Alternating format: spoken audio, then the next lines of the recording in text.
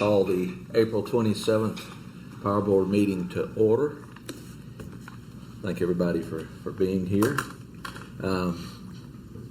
Maybe this is the last time I have to make this motion, but we will see. In order to comply with the technical aspects of the governor's executive order regarding holding open meetings in a forum other than in the open and in public, this governing body determines that meeting electronically is necessary to protect the health, safety, and welfare of its citizens due to the COVID-19 outbreak. I will entertain a second for that motion. Second. Have a second. Any further discussion? All those in favor say aye. Aye. Motion. Any opposed? Motion carries. Okay. Next item on the agenda, of course, is last month's board minutes. Hopefully you've had a chance to review those, and I will entertain a motion to accept those as presented. Motion to accept. Have a second. Have a motion and a second. Any further discussion? Hearing none, all those in favor say aye. Aye. Any opposed? Motion carries.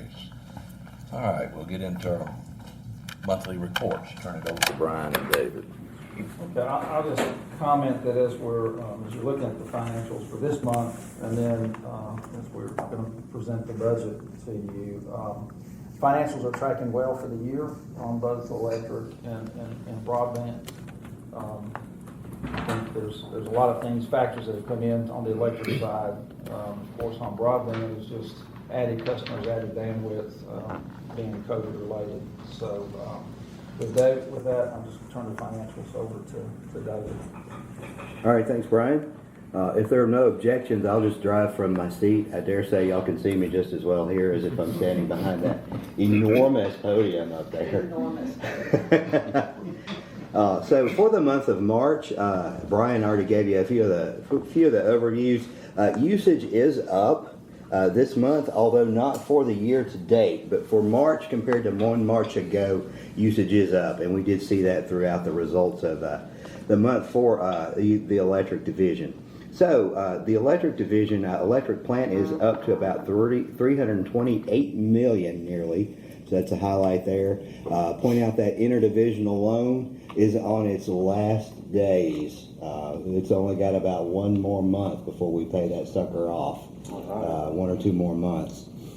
So that 2.8 million will be zero there. That's the highlight there. Cash is strong, especially compared to 1 year ago. General cash is at 14.3 million compared to 6 million 1 year ago. All the other categories are about the same. Any questions on the asset side of the balance sheet? All right, next is the equity and liability side of the balance sheet for the electric division. Year to date, we've earned 13.7 million compared to 10.5 million 1 year ago, and that's with about the same or less usage. So there's a myth out there that when it's hot and cold, the electric company makes more money. That's really not true.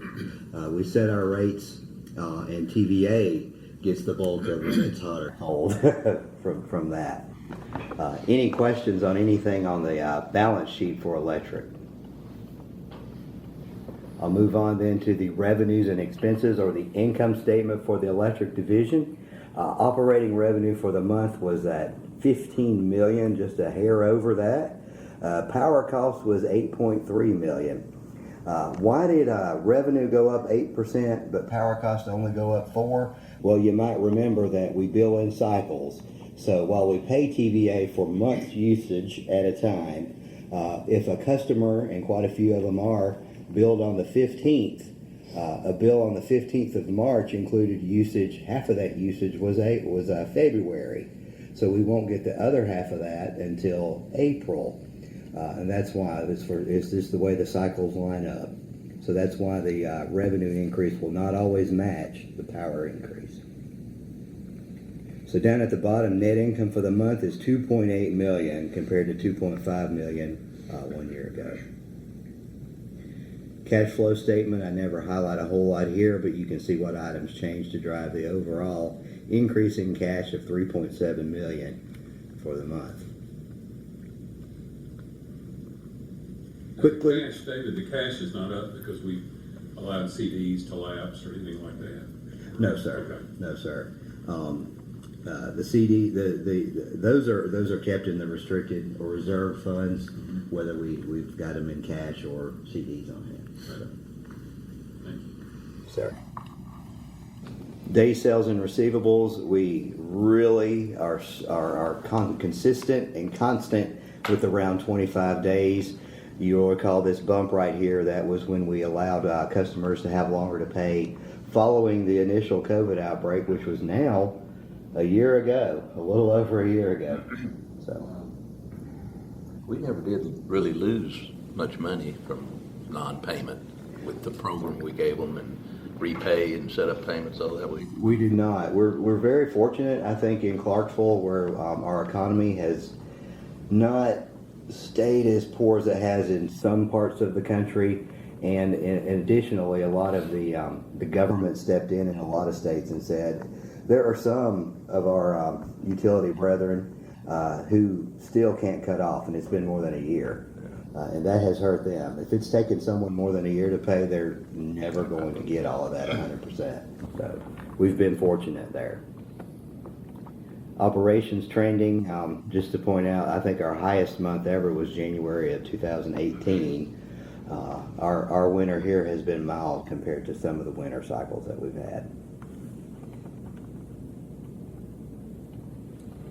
Every dollar we paid, 68 cents last month went to TVA. Every dollar we collected, 64 cents came from a residential customer.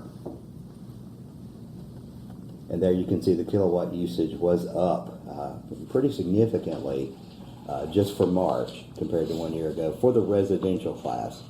Small commercial and large commercial and industrial about the same. Here's where our monies are being held.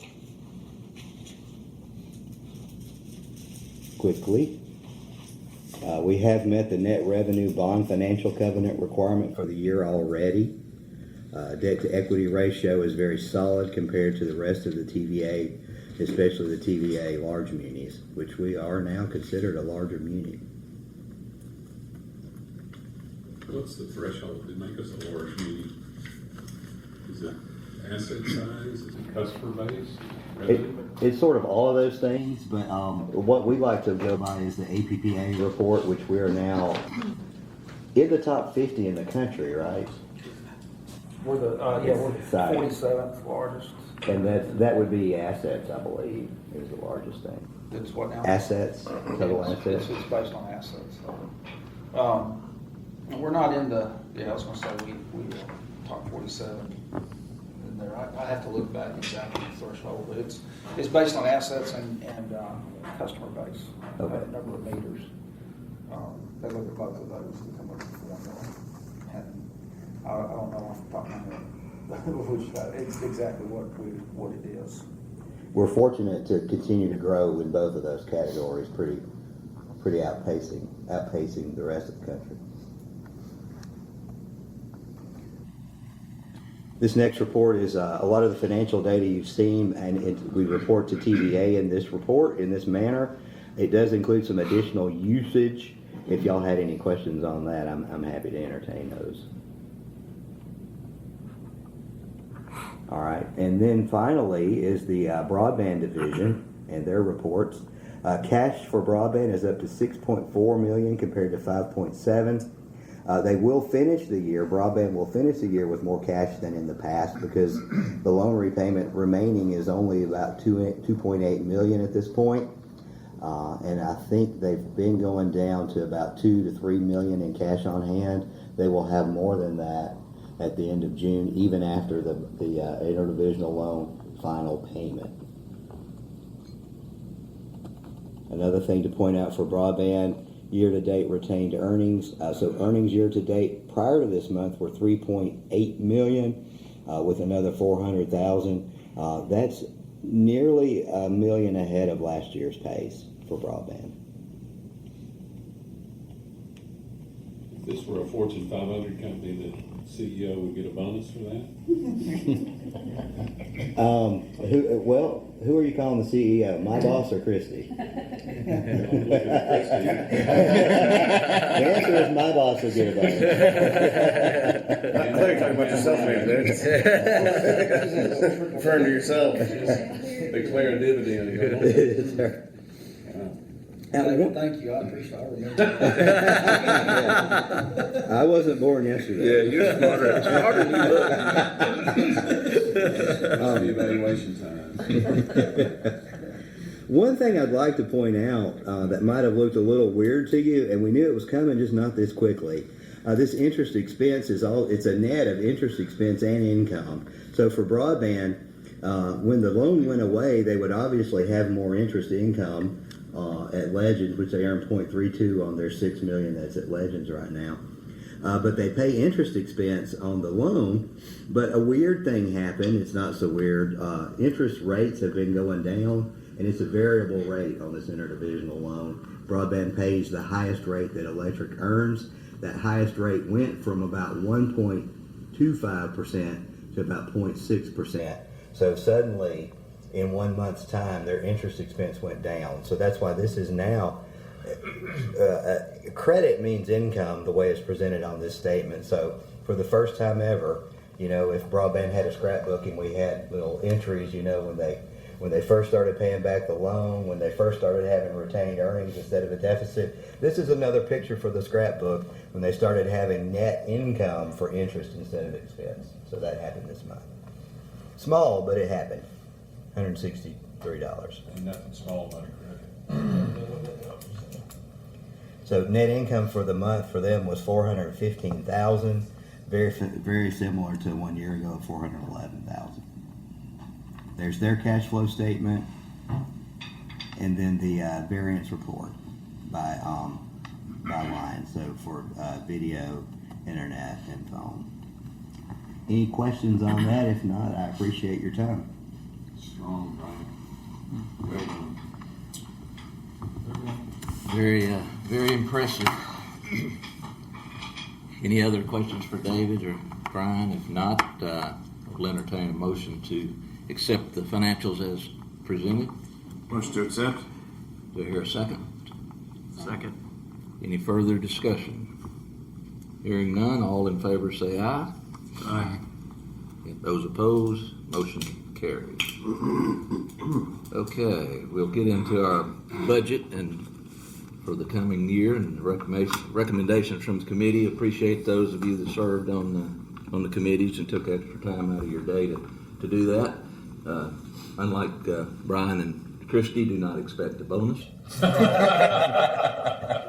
But I will turn that over to Brian for those. Yeah, I'll just say that you've got the summary of our electric and broadband division budgets there. It looks like with electric, it's going to be $182 million in revenue and expenses coming in next year. This year, we'll talk another board meeting. I'll kind of highlight our accomplishments and things that we got done in spite of a COVID year. We've been very busy. We gained a net of 2,876 new electric customers and 1,255 internet customers. And it does not account for a lot of the business accounts. They count as one customer, but revenue really changes that. And it doesn't account for all the upgrades in bandwidth that we did. And as I said, we're on the electric side, we're tracking very well to put money back into reserves. And we have pledged to try to put money into reserves to use for capital projects. And we'll be using those reserves in this next budget year with another substation. On the broadband side, revenues continue to grow, and we will, as we said, be paying off that interdivisional loan. We will be going up on our rent rate. We have not looked at that in some years, and David and I, and Krista, David will be reviewing that for the next, and every year for the next several years as we review that. But the rent of the fiber will be going up this year. So with that, I'm going to turn it over to our finance chair and to Kanal and let you present, and then be glad to answer any questions anybody might have. Sure. Thank you, Brian. So yeah, like he said, on Thursday, April 22nd, the Budget and Finance Committee, we met of the Power Board, consisting of myself, Chairman Kanal, Mr. Garnet Ladd, Ron Jackson, and then of course Brian Taylor and David Johns. The following items were approved and recommendation to the full board. For 2021 and 2022, the Electric Division budget with a total expenditures of $182,752,283, which is a decrease of $3,267,910. So that was nice. It was budget decreased from the 2021 budget. For the Broadband Division, the total expenditures were $25,798,957, which is an increase of $2,214,825 from the 2020-2021 budget. So I have a motion to approve the budget, I guess. Yeah. Okay. We have a motion from the Finance Committee to approve the budget as presented. Do I hear a second? Have a motion and a second. Any other discussion or questions at this time concerning that? Being part of that committee, I would like to commend Brian and his staff for I'm new to the board. I'm kind of quiet right now till I get my feet on the ground. And you'll probably wish I never got my feet on the ground. But it's almost like a bare bones budget. I asked many questions to Brian, and I tried to find some fluff, but he's pretty good. So as part of that committee, I recommend and also thank Brian and his staff for putting together a budget that's realistic but yet manageable. Thank you. Any other comments or questions? Hearing none, all those in favor say aye. Aye. Any opposed? Motion carried. Yeah, they do a great job, and we appreciate all the hard work. Operating policies. Yeah, one last comment on the budget before I step into that is I want to thank, of course, y'all.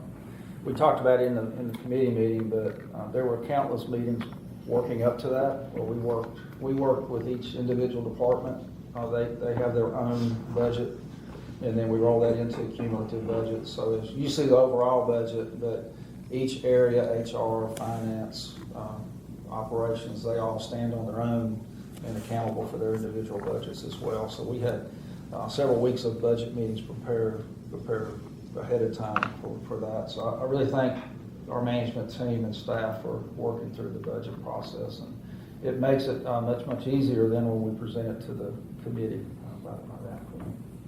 So thank y'all. Okay, the operating policy 3-6. This is our holidays schedule policy, and this is just a change to reflect the vote that the City Council took to adopt June 19th as a paid holiday. So we're adding that into our policy. I will point out I've scored some points with my wife. That's our wedding anniversary, so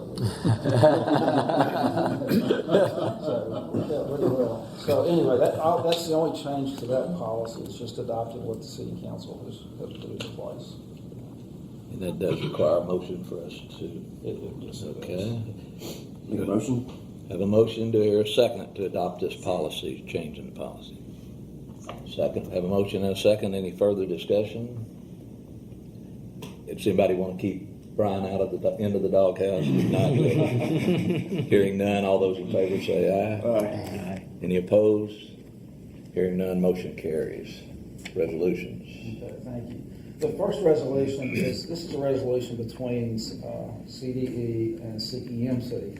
So several years ago, CEMC was not in the broadband business, and out in the industrial park, the city built a fire station, and the county built an EMS station.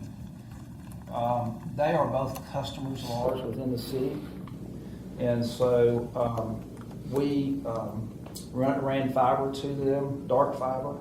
The fiber is actually lit within the city limits, and they do their own lighting at either end. But we, going into CMC's territory, although they weren't in the business, Jim Code was the manager at the time, so I called him up and he and I talked about it and made sure we were all on the same page, that they're okay with it. Well, now the city is building a police station out in the industrial park that is getting ready to open up. Now CMC is in the business. And so Chris Davis is the manager, Jim is gone. So Chris and I spoke, and we felt like now that they're in the business, wanted to protect him, protect me, we might want to pass a resolution so that the next general managers that come in will know what arrangement we had, or more importantly, board members. Board members, maybe on CMC, or why are you letting CDE serve these customers, or something of that sort. So it makes sense, and Chris understands it. The police department, the city general uses our phone service, so they have to be on our network to be able to use the phone. And all the infrastructure is there, so it's not that we're going out there and trying to steal their customers. It just makes sense. And so all this resolution there is put in the paper what we have in place. So as board members come and go, they understand the relationship that we have. Very unique. CMC meets on the fourth Friday of every month, and the way it fell, they met last Friday, and normally they're after us. So they've already adopted this and signed it, and their board has approved this resolution. So be glad to answer any questions, but this is just putting to writing what we're doing and have in place now at the police station, new police station. Do I hear a motion to approve this recommendation? Motion to approve. Resolution. Second. Do I hear that? Second. Have a second. Any further discussion? Hearing none, all those in favor say aye. Aye. Any opposed? Motion carries. Resolution number 2. The next resolution goes to the state, and this is for unclaimed properties. And so what we do is when customers final out and leave us, they have a credit balance, we try to get that money back to the customer. Sometimes they don't leave a good forwarding address. They never claim that money. We send out a refund check, and the check comes back. And so after a period of time, we send that money to the state. And then the state will try to pass that money on to the customers. And then what we're doing now is requesting those funds that we sent in 2009, they have not been able to, the state still hasn't been able to find customers to pass that money off to. So we're just reclaiming that money. Money comes back to us, less a service and handling fee, and it comes back on our books. And that way, if a customer does come back and on our system, that credit balance is still there due, and we can give it to them. But it was something changed, I don't remember how many years ago that it was changed, that we send that to the state. They do their part on trying to collect it or pass it off, and then find the owner, and then they send it back to us. So this resolution is just requesting the funds that we submitted in 2009 to be brought back to us. Do we know what that figure is? What that usually runs? It's not a lot. It's not a lot. It can be 5,000 some years. It can be less than 1,000. Yeah, I know what too much. And once we know what it is, we'll report that to the board. Okay. It's coming in this time. Entertain a motion to approve. Motion to approve. Have a motion. Do I hear a second? Have a second. Any further discussion? Hearing none, all those in favor say aye. Aye. Any opposed? Motion carries.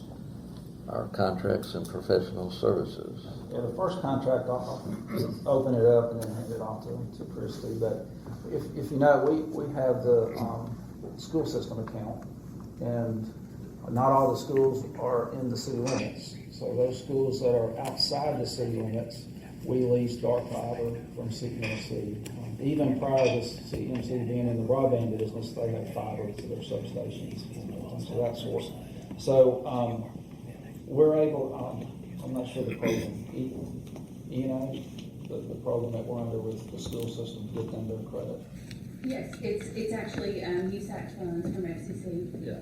And so we're able to provide a very low-cost service to the school system, and then we lease that dark fiber.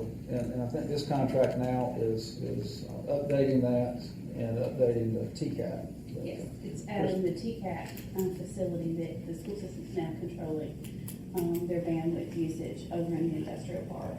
And you can see the list of schools there that we've been paying the lease fiber for, plus a portion each month is billed for the aid to construction on that project as well.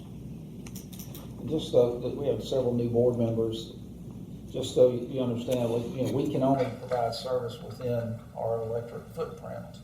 And what we're doing is our termination, the lit fiber is inside of our service territory. And then we're leasing dark fiber to the surrounding schools. Then it's up to the school system to light that fiber, make that connection, not us.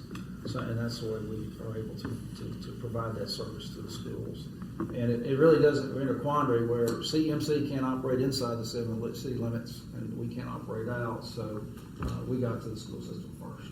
So we're going to keep it. But we got a good relationship with CMC on that. They are getting part of it by leasing their fiber. And just to add to that, we just renewed the contract for another 5 years with the school system as well. And they boosted all of their connectivity. Originally, the contract, when we first signed on with them and said this still was the EMC, was for 10 gig. It's now been boosted to 40 gig. And then they're going to be increasing each of their point-to-point connections, which are these connections that go to the schools within city limits and out in the county.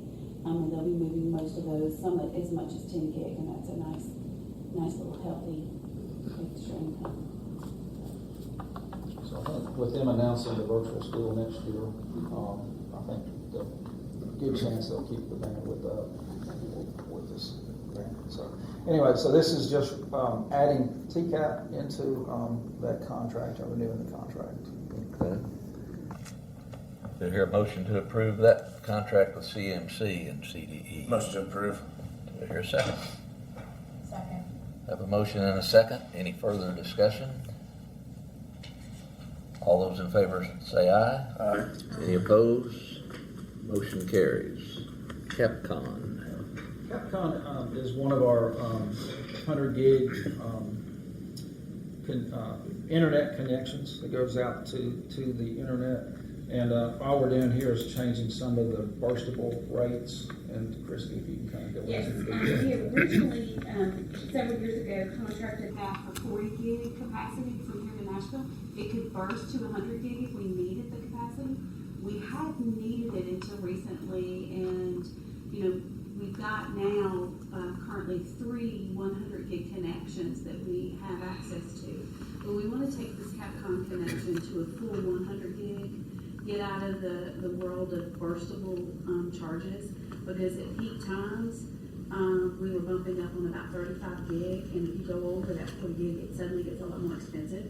And we don't quite honestly see much change in bandwidth usage, even in a post-COVID world, because so with virtual schools and so many companies going virtual, the demand is going to be there. So we're just trying to be proactive and make sure that we are getting the best price for our services and not exposing us to higher rates if we have to have them.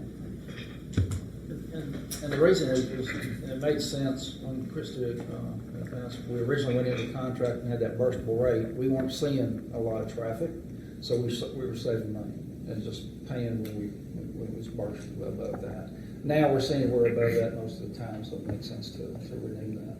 So when we launched, for the new board members, when we launched our broadband services, we had one 10 gig connection and one 3 gig connection. That's it. That's all we had. So today we have 3 100 gig connections going out. So you can see that what has changed with bandwidth. When we got into business, TV was the priority.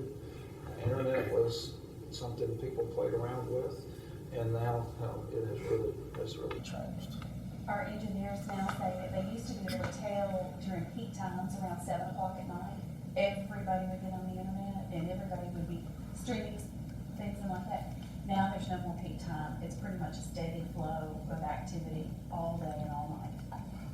It's really hard for them. We get just as many Complaints when we do a maintenance at 2 a.m. that takes down the internet than if we did it at 2 o'clock in the afternoon, because there's just as many people up at 2 a.m. working and gaming. Who are these people? I want to know who are these people? So, anyway, we'd be glad to answer any other questions on the Capcom renewal. Any further questions? Entertain a motion for approval of the Capcom contract. Motion for approval? Have a motion, do I hear a second? Second. Have a motion and a second. Any further discussion? Hearing none, all in favor say aye. Aye. Those opposed, likewise, motion carries. Scripts. Christie, I'll let you. Yes, this is with our Vivicast programming partner, where we get a lot of our contracted television programming from the Scripts group.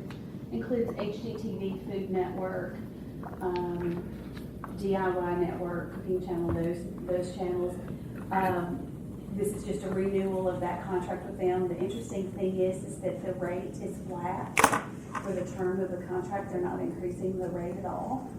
That's kind of a nice win for us on negotiations, and I think it's partly due because you'll see that the Discovery Plus channel for streaming services has come out, and they're shifting all of the most popular channels from those networks over to Discovery Plus, and we're kind of at the B team of Home Improvement and cooking shows on those classic channels now. So thankfully, HGTV and Vivicast were able to negotiate no increases for us for the term of the contract. Any further questions for Christie on Scripts? I will entertain a motion for approval. Motion for approval? Do I hear a second? Second. Have a motion and a second. Any further discussion? Hearing none, all in favor say aye. Aye. Those opposed likewise, motion carries. What is our most expensive annual ESPN, or which one? ESPN, yeah, It's- that was really low there for attention. And it's how much? It averages for the entire ESPN cluster, $7 per subscriber per service per month, for the cluster per month. So ours total annual is 600,000, 700,000. For programming costs or for just ESPN? All programming costs, it's well over, it's in the millions, isn't it, David? I just wondered which one was out of that group? ESPN's the biggest one. That's the most expensive. They love it for that. Well, that's a very important one. They don't negotiate well, I guess. Okay, right, tree service. The right tree service, Bruce, you want to handle that? Sure, this is a 2-year extension. The original contract was signed in 2017. So this will be our last 2-year extension. We'll be rebidding in 2023. So this is built into the original contract. There is a 3% increase, which also was built into the original contract. And they're so vegetation management right away. That's all the right away clearing that we do. That Eddie and works. Eddie kind of manages this contract crews and to do all the tree trimming and such. Wright's been doing a good job. Yeah, we're very pleased with Ryan. So glad we have another 2 years on the contract. Very important part when we see that ice storm coming, or like we just missed a while. Or the winds. A while back, exactly.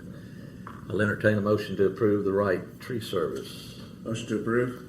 Have a motion, do I hear a second? Second. Motion and a second. Any further discussion? All those in favor say aye. Aye. Those opposed, motion carries. Allen and Halshaw. The next one we have is Allen and Halshaw work authorization for a Tiny Town substation. Bruce? Yes, so this, was the substation that Ryan was talking about, and this will be, for design and through construction, they'll be doing construction admin. This is,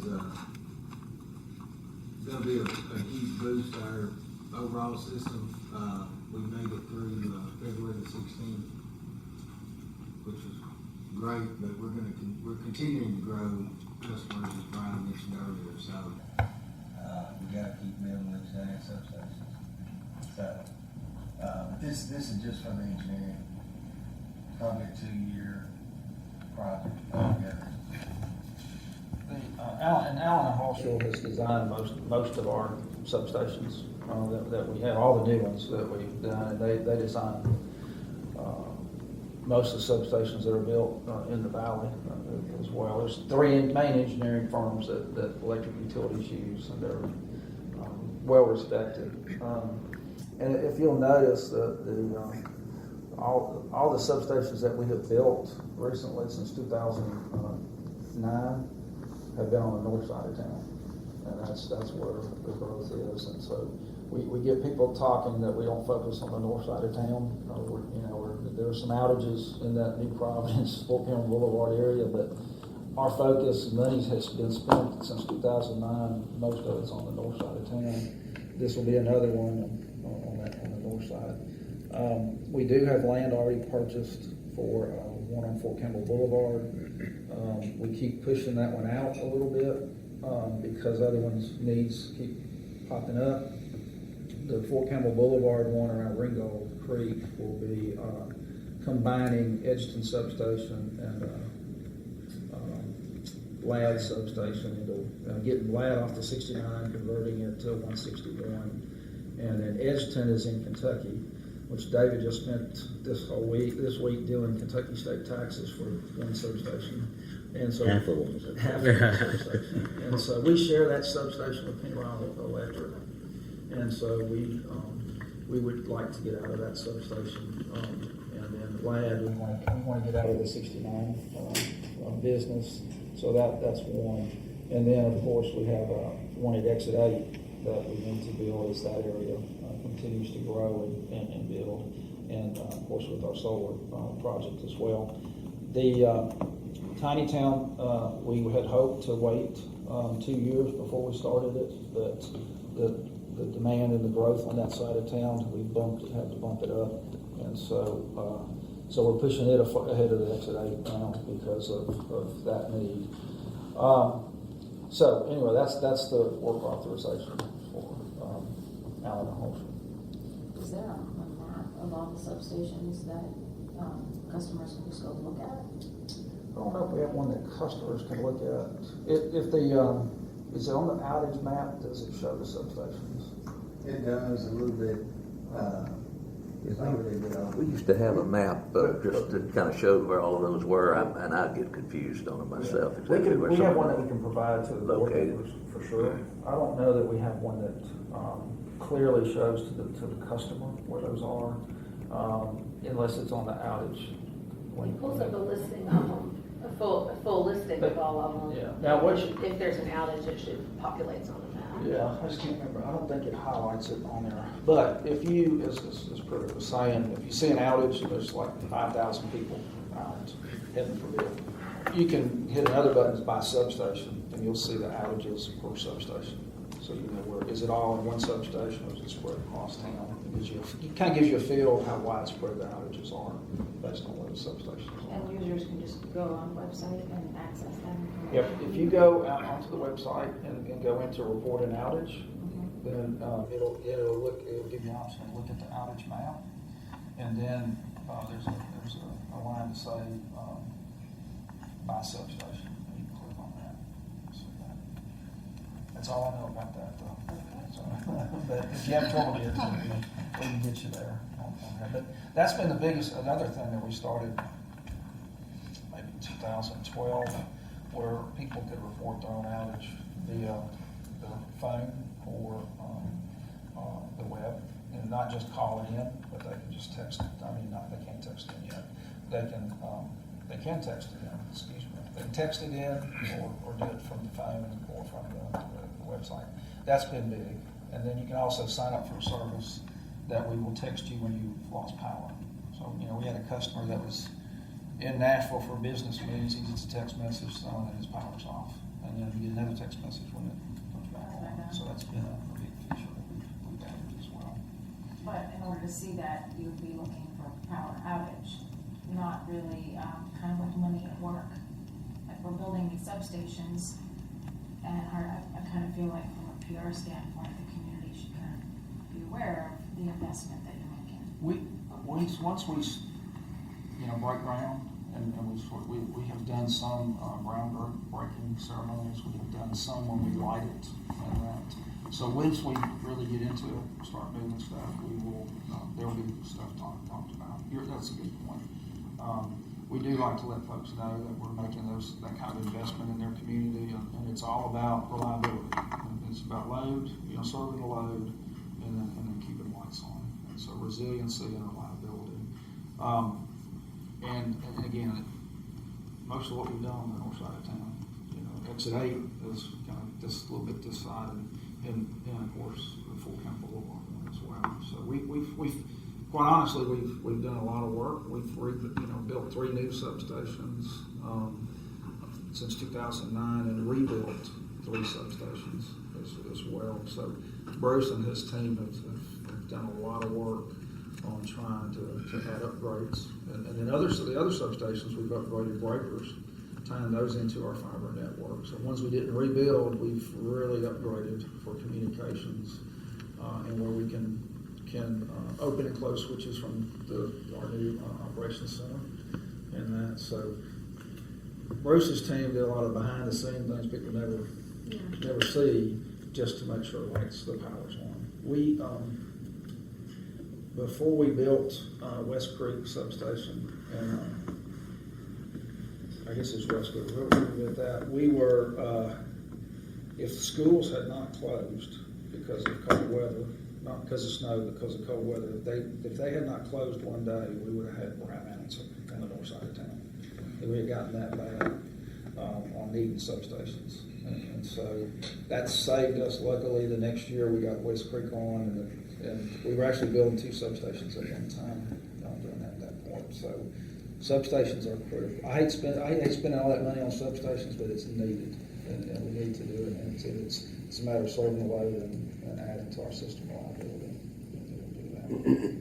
It just seems like there's a lot of benefits to what CDE provides, and as a user, I'm kind of clueless to a lot of them.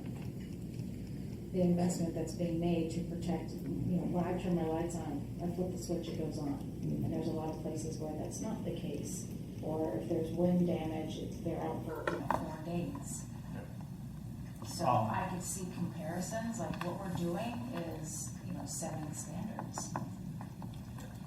And I think we're not people don't read the paper as much, so we don't do as much in press releases. It's more the social media and folks like that. And so her team does really well. Used to, we had a power outage, we did a press release. Well, now by the time it hits the papers, it's old news. So we hit social media and get it out. And the outage report, outage map that we have, that has reduced a lot of our phone calls. Rather than somebody trying to call in or whatever, they look out and they see what it is. You look and see how many substations are power out. You'll know kind of how bad the damage is. And I think the social media and communications is Well, see, I got your back for this. And I'll add too, we'd love y'all's help on sharing those posts. I think that's a big plus for us, is on whatever communication we put out there to help us share that out so as many people see it as possible.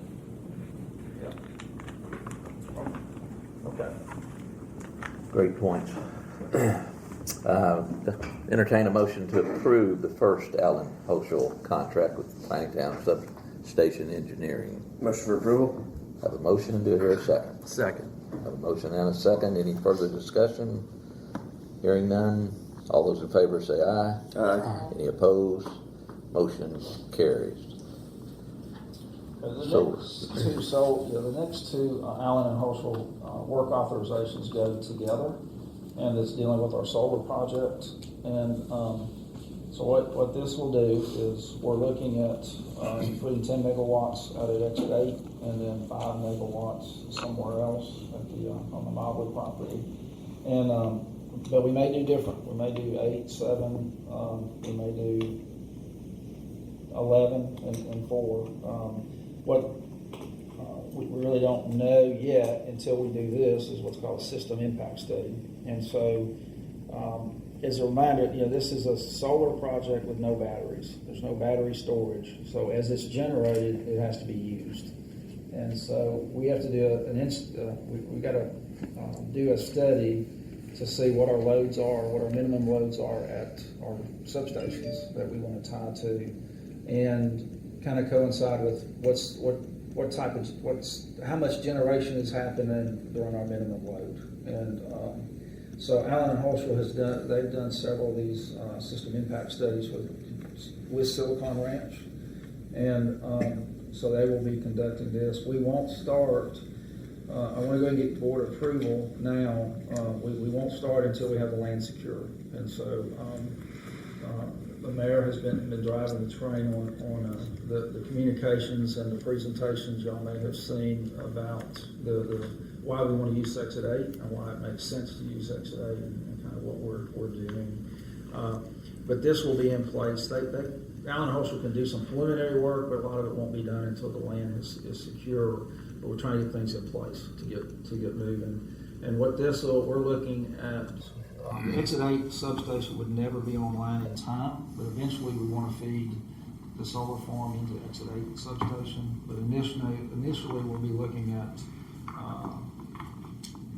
NSB substation and district substation. And we're initially doing that.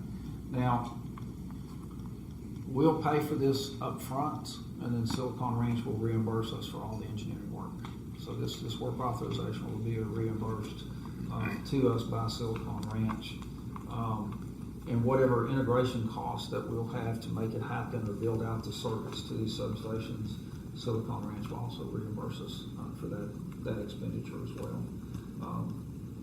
So, I don't know, that was kind of a big overview on what we're trying to do. But mainly is just finding the right substation to connect to, and how much load can they truly take. We cannot put any of this load back on the TVA transmission. That would then be wholesale wheeling, which is not allowed.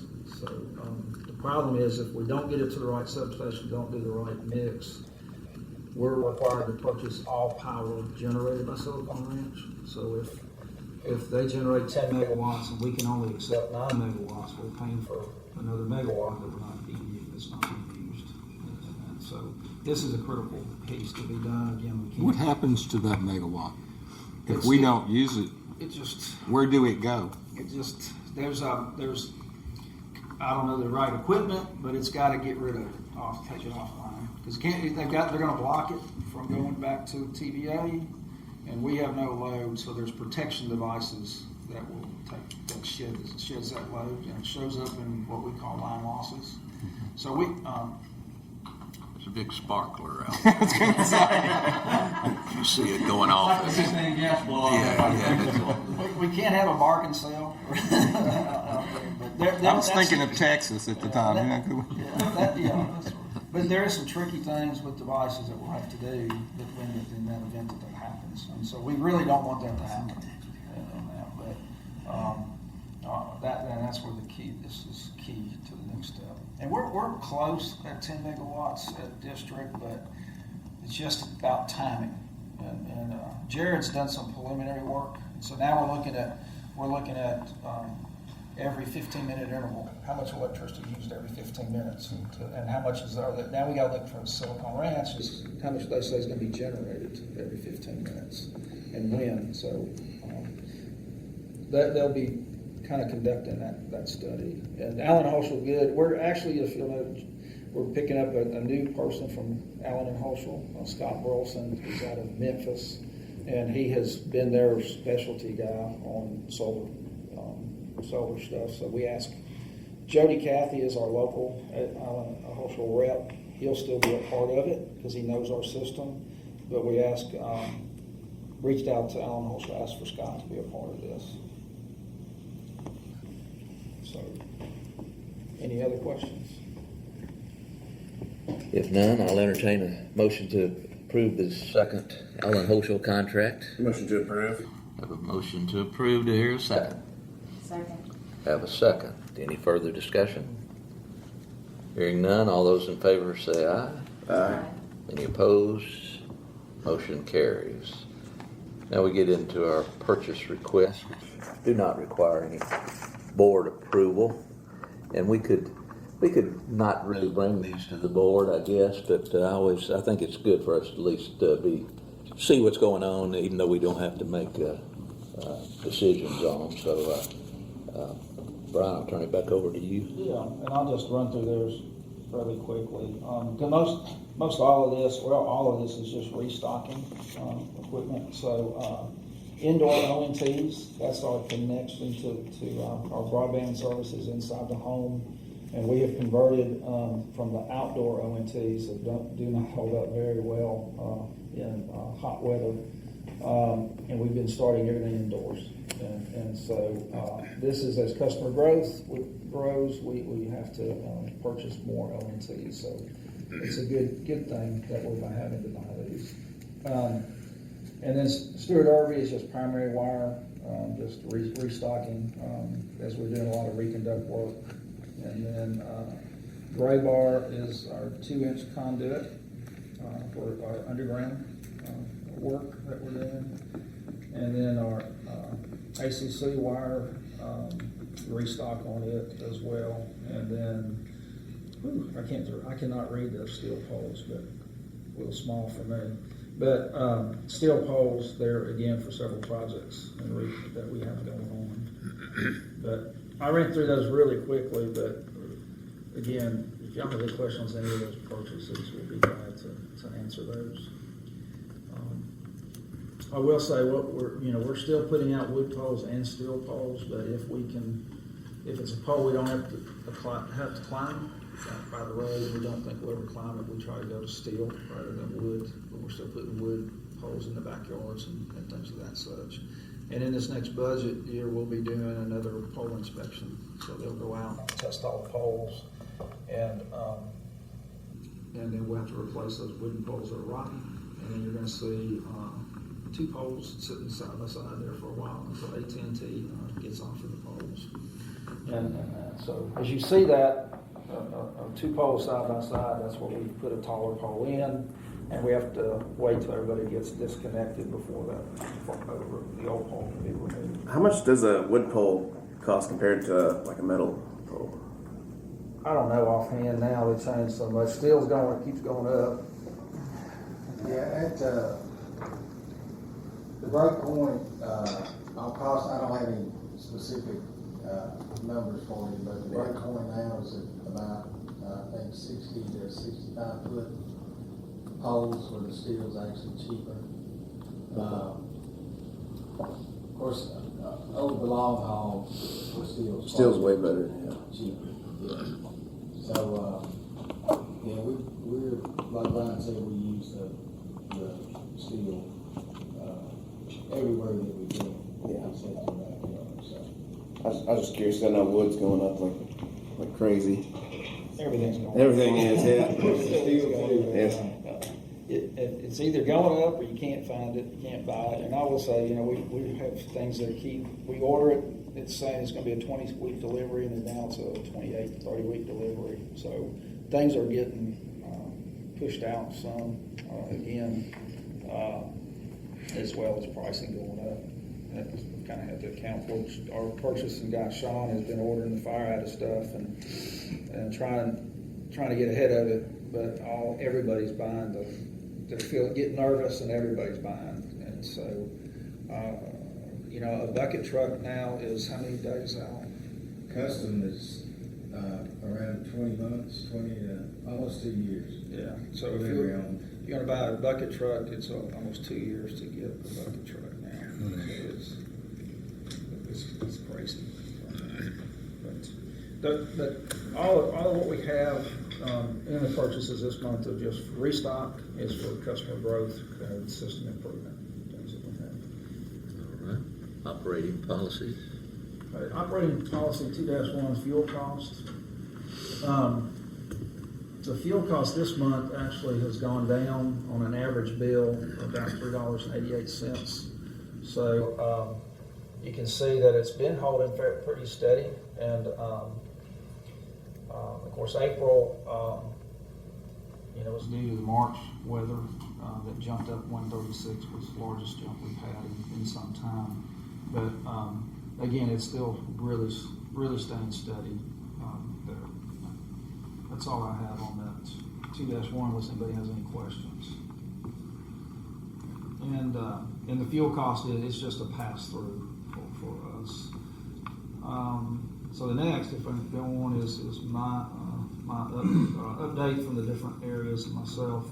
I'd like to turn it over to Privet right now to kind of give us our COVID update. And she's added another graph and kind of talk about our campaign that we're rolled out here. Yeah, just to give you a quick update for our numbers, you can see our positive and negative counts for tests. And April, unfortunately, is slowly ticking up there. We haven't had as many employees have to go get tested this month, but unfortunately, the ones that have gotten tested have tended to come back positive. So we have had 4 cases in April so far, and you can just see where those are allocated amongst the utility. But on the far side, we started a big campaign internally to be vaccinated, really trying to push our employees, strong encouragement to be vaccinated.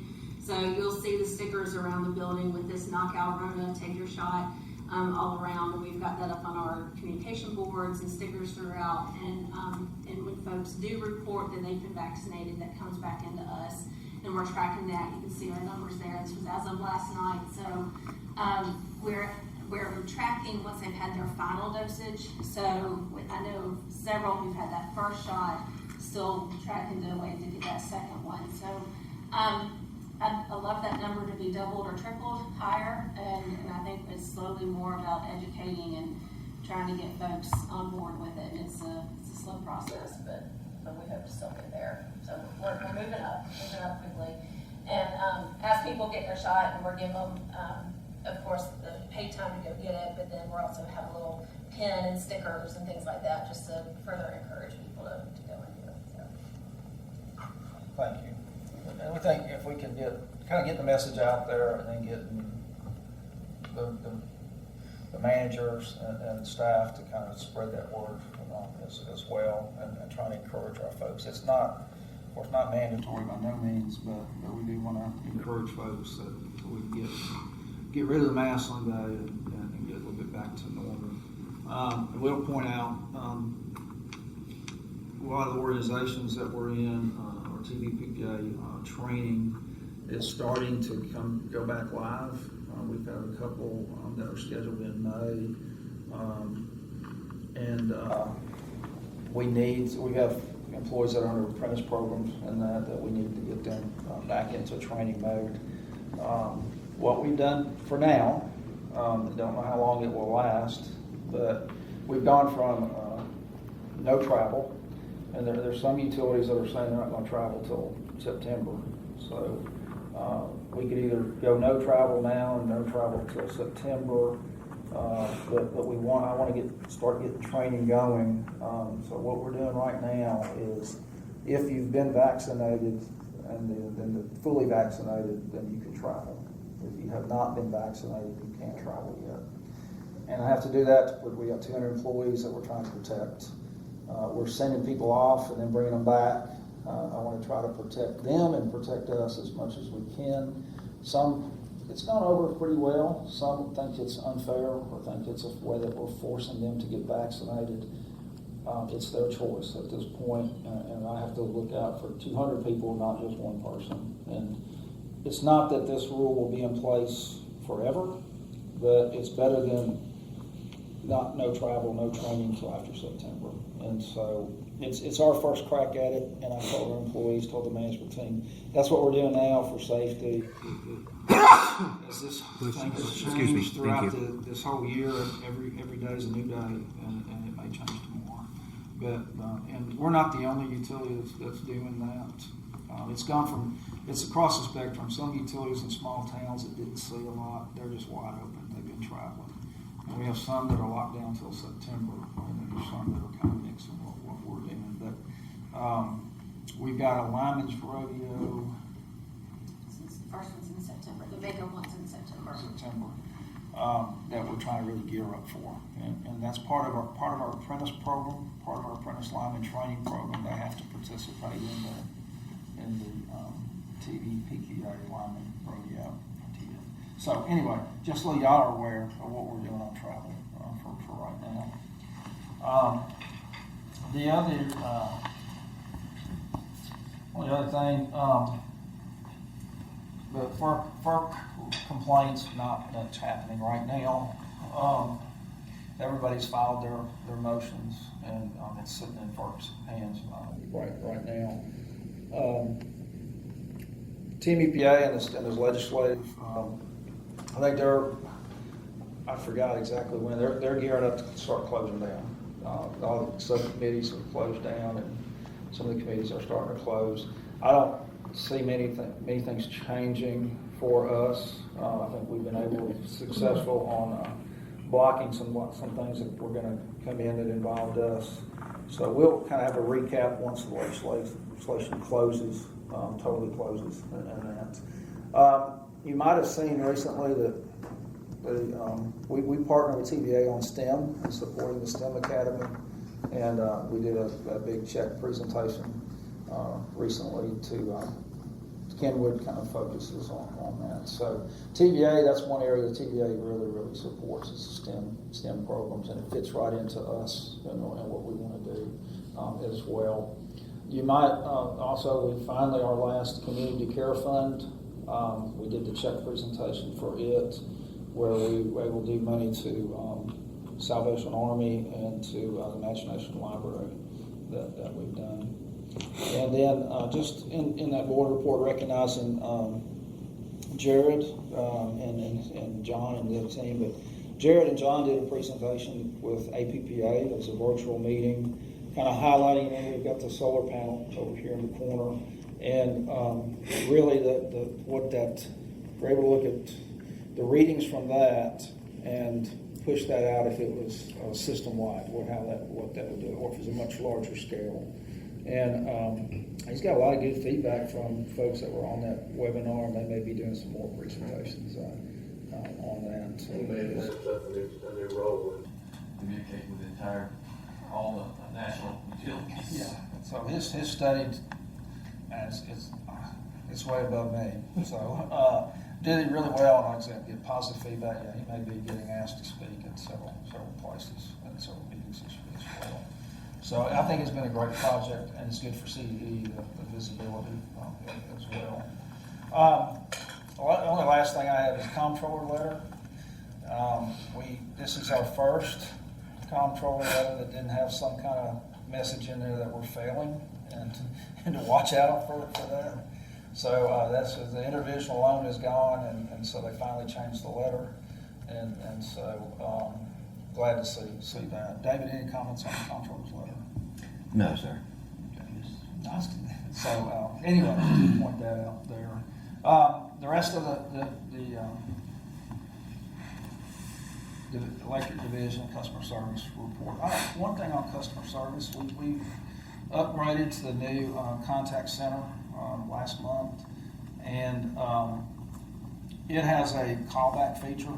So if you call in and there's a 3-minute wait or 4-minute wait, you can select to be called back. You save your place in the queue, and then the system will automatically call you back, and you get right back in, so you don't lose your place. We try to stay below 3 minutes on hold times, and we're staying well below 3 minutes on hold times now. I think a lot of it's tracking around 2 minutes is what we're doing. So that a lot of those features have worked out, and there's a texting feature. We've had text before from the website, but this is straight from that system. So we're still working through a few issues and kinks on that, but I think I think that's gonna really come a long way to help, our call center. And, we're close to maybe start advertising. We've extended the hours from 7 to 7 for the call center. And, giving people more time, the folks that call in before they go into work or after they get home. So we haven't advertised it much, but I think once we get a few more week or another month with this contact center, we may start pushing that out and letting folks know that we've extended the call center hours. That's all that I have to report today. There's other reports in there. Be glad to answer any questions anybody might have on anything that we've presented. All right, anything else to come before the group today? Thank you again for being here, and certainly appreciate the management team and all the employees, everything everybody does for this wonderful organization. It's great to be in a city where we're worrying about building new substations and adding poles, rather than being one stagnant, not doing anything. We're lucky to be where we are, that's for sure. Okay, nothing else? Consider a meeting adjourned. Thank you.